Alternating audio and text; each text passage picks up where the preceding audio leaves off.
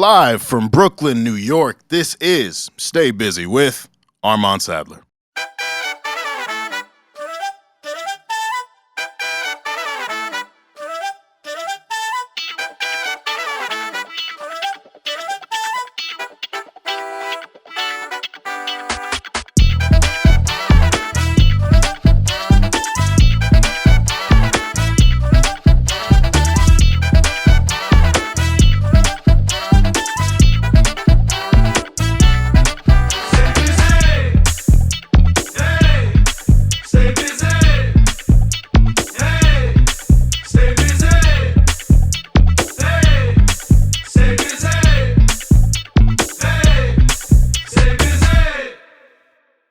Ladies and gentlemen, welcome to another edition, a special edition, a surprise edition of Stay Busy with Armon Sadler, where we have responsible discussions on the music business and the music culture. I am your host, Armon Sadler, head honcho, vegan chorizo poppy, founder of Bald Nigga Ballers. It is my last days as a 26-year-old. I'm on day 4, asterisk. I'll explain it Saturday if you're with us. But yeah, exciting times for the boy. It's hot outside. But it's good to be back. It's been like 2 months since we took our off-season break. The break's been good, but there's certain things that we got to come together to discuss. So make sure that you hit that subscribe button on our YouTube. Hit the YouTube channel. Send it to a friend. Of course, we got to shout out. Nic is here. He's not on the mic, but he's here. Executive producing only as he does at the highest of levels. Of course, we got to shout out Kieran, VP of everything, the man you cannot see but you can feel. Siobhan DeShields, Aaliyah Simone, our team members, and yeah, I think that's about it for my shout outs. It's been 2 months, I forgot my routine. But we are here, like I said, to discuss Honestly Nevermind by Drake. The album dropped this past Friday. We got 14 records. The sole feature on the album is 21 Savage. Some background. I was talking to my boy, inside source, and he told me a few weeks ago, Drake's recording a video, probably got a tape coming soon. The internet started to catch wind of it, and I've been feeling for a while, ever since he withdrew his Grammy nominations for Certified Lover Boy. I can't verify this. I don't really have anything to be like, oh yeah, this is what it is, but I just felt like he was dissatisfied with it in some way. Perhaps the perception of it, perhaps the fact that it wasn't nominated for overall album of the year. There was just some feeling within me. And he often moves away from his projects really fast after they drop. He'll give you a video on album release day. He might give you another video, but the way it feels like there's no attachment to CLB was something that I really, really paid attention to, and it just had the wheels turning in my head. So, he announces the project, Honestly Nevermind, on Thursday. It was 3 p.m. maybe. He gave us 9 hours to get ready, and I was split on it. I'm always gonna be happy for new Drake music, always. That just goes without saying. The fan in me, the critic in me, the journalist in me, the person who tries to be as objective as possible. I was like, this is really soon after CLB, which is still doing very well for itself. Streaming well, constant conversations about it on the internet among the people. Obviously a commercial success. So it's it's a little too soon, but then it's also perhaps he's trying to shift the narrative and get people to stop, not stop paying attention to CLB, but just get something new on people's minds. And some conversations I had with people about the project, some other insiders, they were like, yo, this is different for him.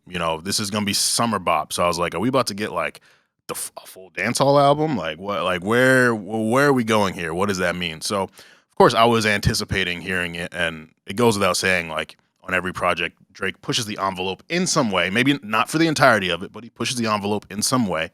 But there's that conversation about him not taking risks.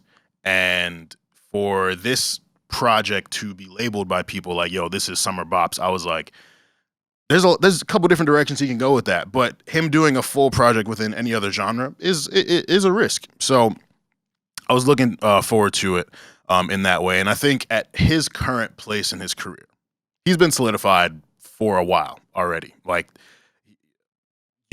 could maybe call him a legacy act. I don't know. Like that's a conversation maybe for another day. But he's solidified. He's gotten so much equity in the game. Like one of the greatest artists ever, record breaker, all that. Like he doesn't need to prove anything to me in a way, but there are people who do feel like he has something to prove still. They want the full rap project.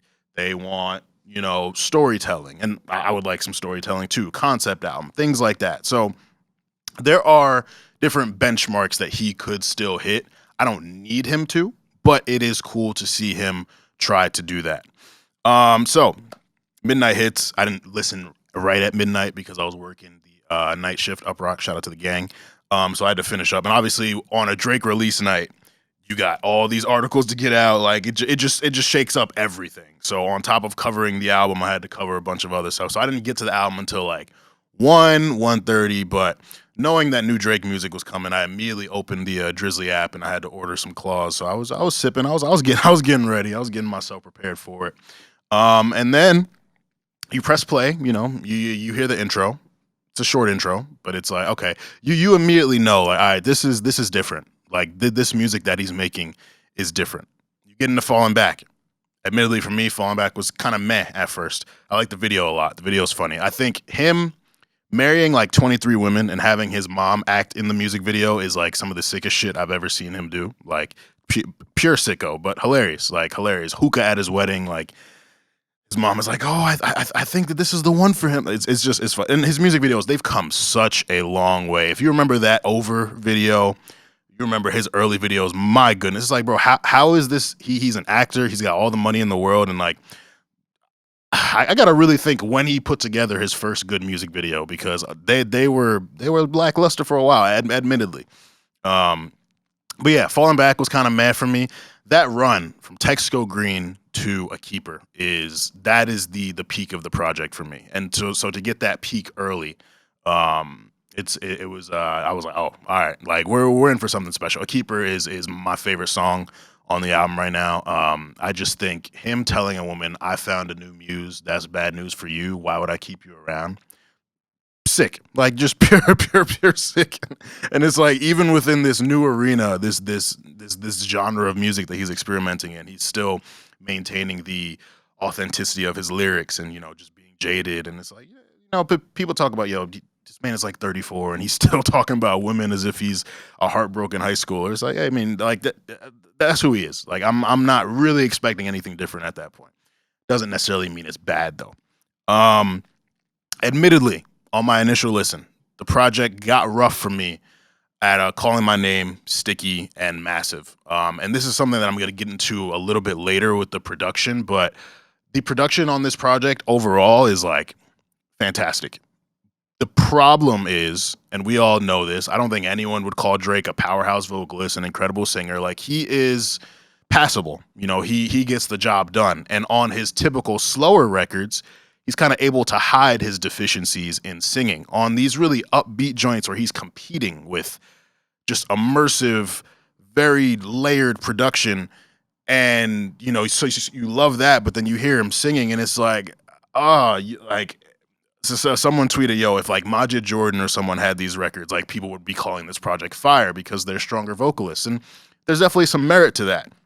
Again, not that it's bad, but it's just when you know what it could be if the vocals match the production, it's kind of like, eh. So Calling My Name, Sticky, Massive they were just a little busy to me, like kind of a little all over the place.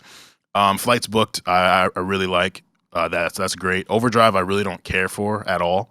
Again, not a bad song. Production is cool. There's just nothing there that really sticks out to me.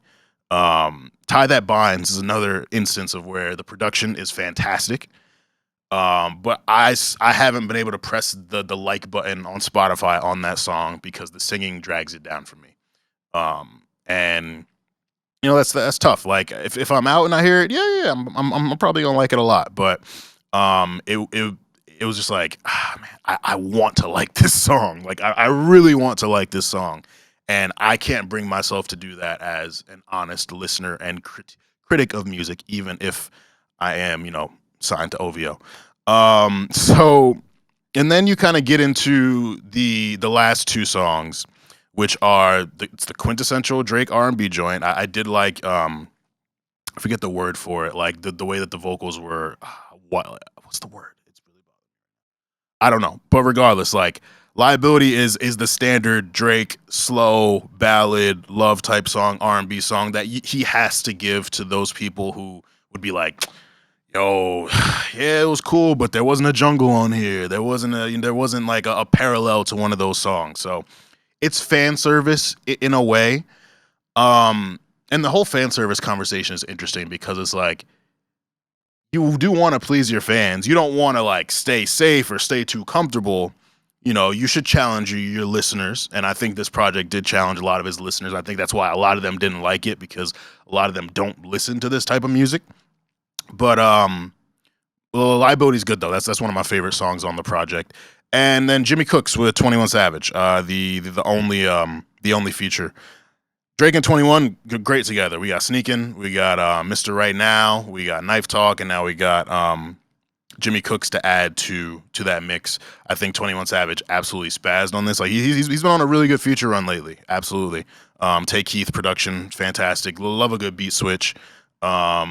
And yeah, that's another type of record that Drake had to give to his listeners. Like people would have been upset if people probably wanted more rap on this. And I'm kind of people, because when you look at some of these beats and his versatility in the types of beats that he could rap on, had he rapped on some of these beats instead of singing, like if he rap, and he's rapping on Sticky, like he's rapping on Sticky, and that's why Sticky has grown on me a bit. But you know, if he rapped on like Massive or Overdrive, maybe, like, you know, we could be having a different conversation about this project. But it kind of gets a little linear in a way, because a lot of the beats are, I'm not saying they're exactly the same, but if you were to listen to this project without looking at the track list, it would probably be a little difficult for you to pick out certain things like, oh, that's that song that I really like. That's that song that I really like, because some of them kind of do blend in together a little bit, which, you know, it is what it is. And that's a plus and a minus, because I think sequentially, this is one of Drake's best sequenced albums. You know, you look at Views, for example. I don't really like the sequencing of Views. I hated the sequencing on CLB. It kind of feels like they just be putting stuff there. Like that, there's not necessarily that much intention to it. More Life showed like, yo, when you actually like think about this stuff and you loop different songs together, you know, you have the beat from the next song at the end of the first, it just flows a lot better. And I think this project flowed extremely well, which was a plus for it. So yeah, my favorite songs are A Keeper. Downhill is great. I didn't talk about Downhill. I think Downhill is really great. I think that's one song where the vocals actually did what they needed to do in cohesion with the production. Liability, I talked about. Flights Booked, I talked about. Text Go Green, I talked about. But you look at the internet discourse on this project, and it's been nasty. It's been nasty. You know, there's one side of the internet that is like, yo, y'all just don't listen to this type of music, so like that's why you don't like it. And I talked about this on the episode where Savon and Alex came on. I hate when people tell people why they don't like something or why they like something. Like, no, like you're not gonna tell me what. Like, also, how do you know someone else's music listening habits? Like, perhaps if they start to like really try to get analytical and you could tell they don't know what they're talking about, sure, then you could kind of die on that hill. But you don't know these people on the internet, so to tell someone why they like or dislike something, that's just really, really weird to me. Now, I did have some conversations in my OVO chat where some of the complaints, I agreed with the people who were like, yo, y'all don't listen to this music. And to give y'all a little personal tidbit from me, in high school, you know, during like that like era where everyone was taking Molly and everyone was going to raves and EDM shows and all that, a lot of my friends were playing, you know, house and techno and EDM and all that type of stuff. So it's something I'm familiar with, and it's something that I actually like. There's that one song, don't you worry, child. See, heaven's got a plan for you. Like that's really good music, and I think that's the refreshing part of this project too. Is like Drake could have given us another CLB, which would have like it could have been cool, but then it's like, these whole formulaic talks that y'all having. I'm with that. I'm with that. But it's just refreshing that someone like him, knowing what he's given us, previously, is willing to fully lean into what this project is, and fully lean in terms of the commitment of not just being like, I'm gonna give y'all 10 rap songs and then 2 of these. Like, the majority of this project is dance music.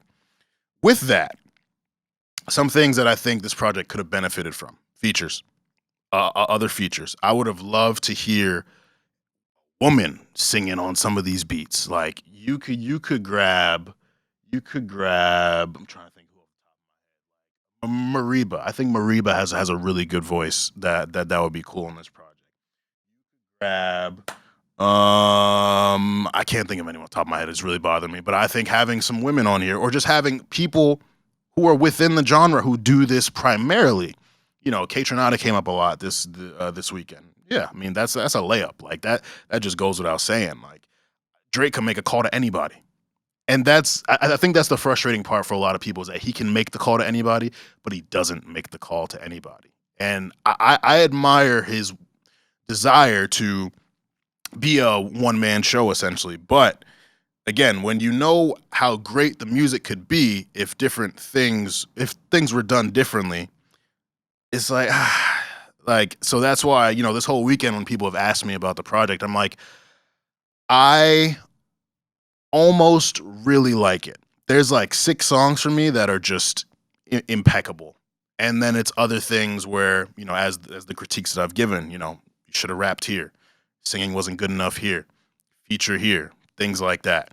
And I think that's important. I think we get into these stan wars and these anti-stan wars so often, where people are defending Drake more than they're defending the actual music, which is a really important distinction to make, because yes, I try not to do it as much these days. I really am trying to be more of a responsible and honest critic, and I've always been honest. But I've always been honest. but at the same time, it's like, let's keep the conversation on, honestly, Nevermind. Like, let's just keep it on that, and let's critique the music for yourself. Even if you're not a house music fan, if you don't like the album, then that's fine. Like, I got no reason to argue with you and get emotionally invested in this if you just don't like the songs, on top of assuming, why someone doesn't like it. Like, that's just weird to me. So the internet discourse was very nasty, especially after Beyonce dropped Break Your Soul. People was like, so y'all like this Beyonce song, but not the Drake song? And it's like, people, Beyonce is a generational vocalist.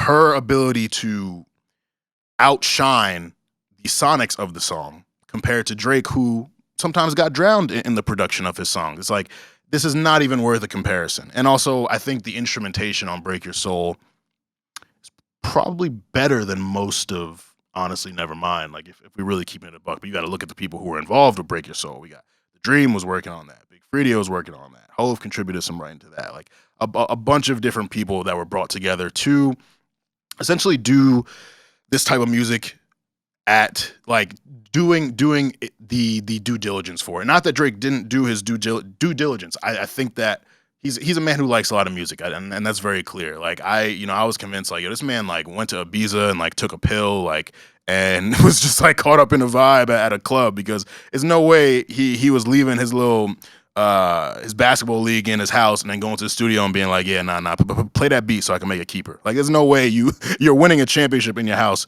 and going back and making that. Like, that, I just don't believe that. So there was some inspiration that he got to do this, and it's amazing. And we talk all the time about how, like, he can do anything, but there's doing anything, and then there's doing anything at its highest level. And I think, having Majid Jordan in his camp and not using them on this, like, that's just an obvious layup. You hear Division got the record with Majid. My Imagination, I think that they could have done some stuff on here. Again, he can call anybody he wants. And, that's always a big conversation on social media, is like, features, like, I want this person to work with this person. And, looking back over his albums, like, I can't really say I've been disappointed by a lack of anyone. I would like to see him work with more women, for sure. Like, and I just think like, the way his R&B records are, like when him and Summer Walker did Girls Need Love, I thought that was great. I'm like, yo, Drake should work with more women. But on this product, it's like that is one of the most glaring things. It's like you have the opportunity to really, really shake things up. Like, if we go see him on tour and he does this, it'll be cool, enjoyable. But you see him on stage with Calvin Harris or Diplo or Armin van Buren, or like I can go on and on with these names because I was deep in these house music EDM streets. But yeah, like that. I think that is the thing that's kind of holding this project back a little bit. I'm interested in where this project is going to stand in terms of his legacy, because I think the taking risks conversation is kind of quieted for now, but the level of the risk, it's like, yo, you put Katra on a record, you might get outshined, and that's okay. And I don't think Drake is afraid of being outshined on a record, but it's just knowing how far you can really, really take it with your platform, with your ability, or with your vision. Like this is genius. Like the idea of it and doing it was genius, because there's been the whole conversation about black music and how it's been reclaimed this weekend after Drake's album and Beyonce's.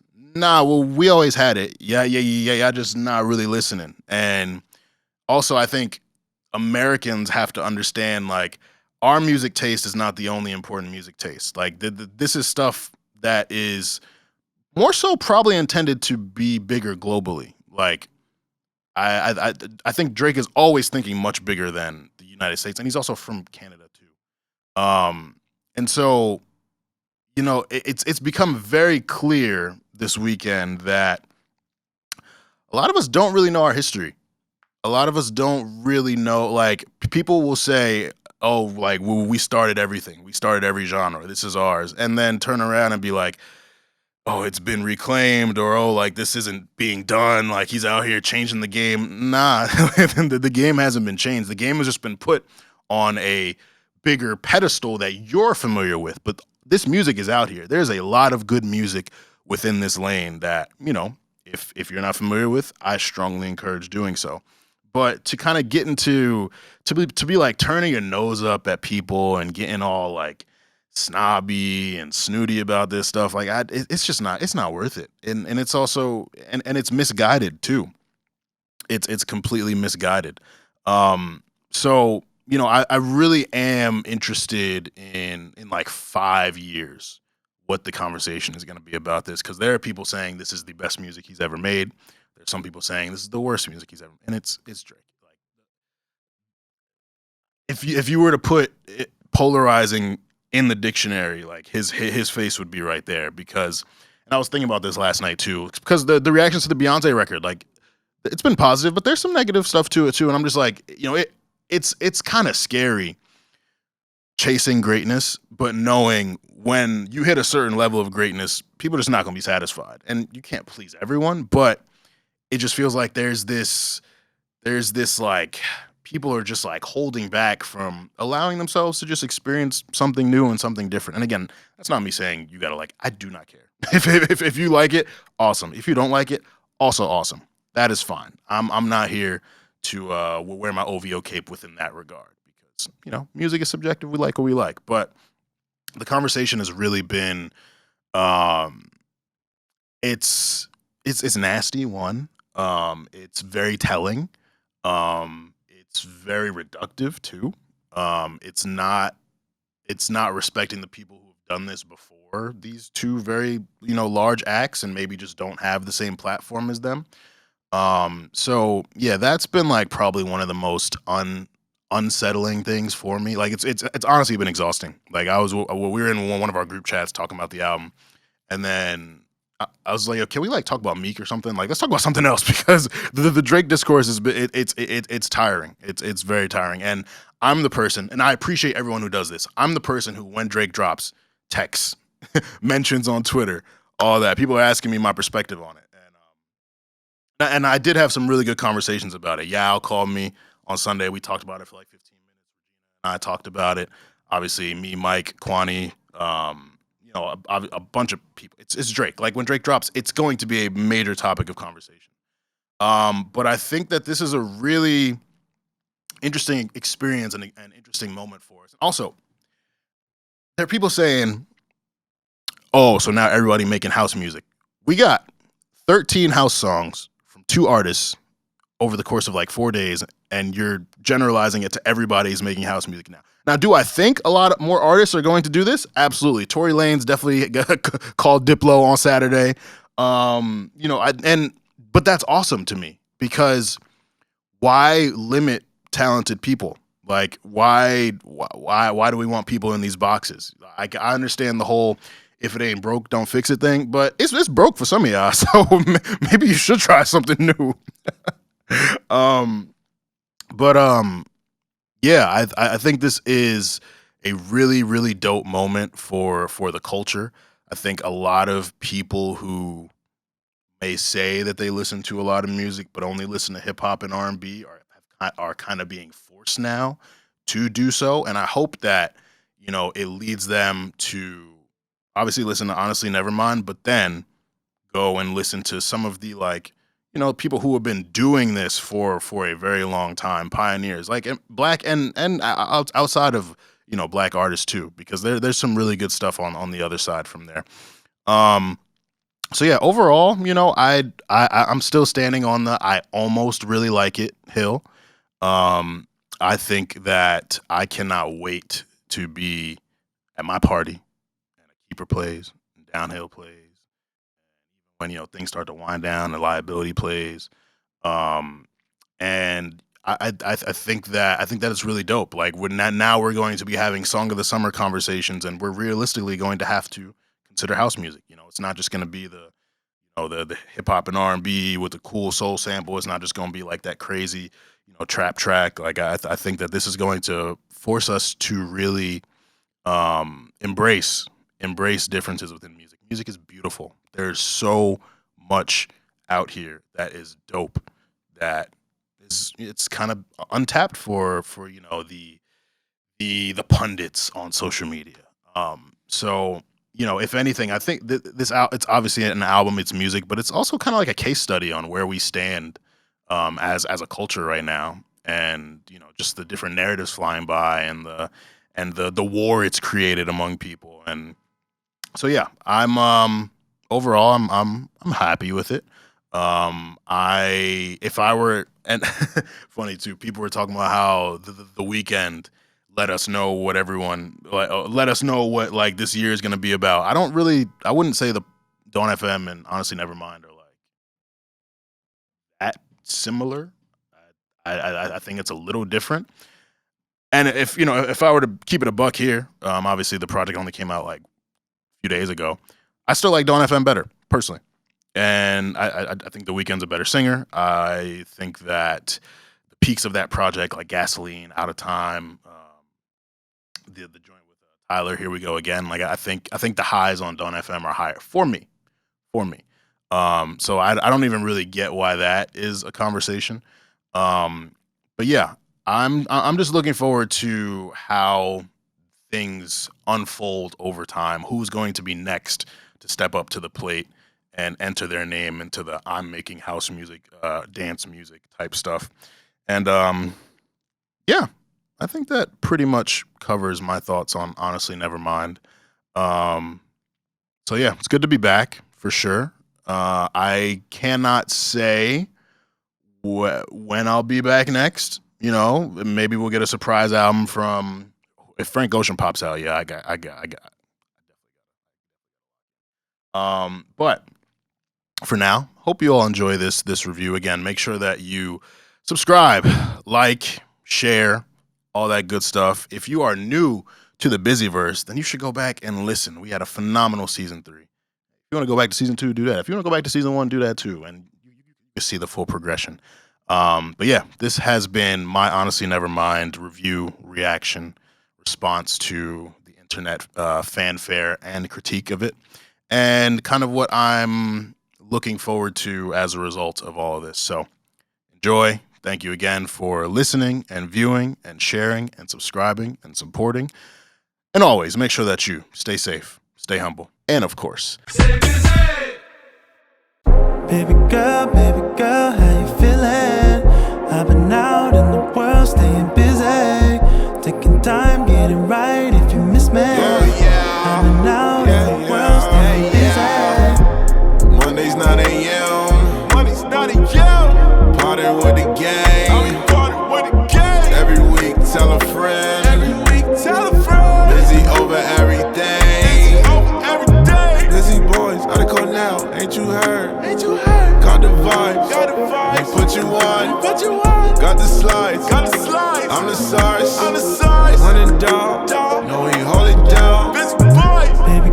Baby girl, how you feeling? I've been out in the world staying busy, taking time, getting right if you miss me. I've been out in the world staying busy.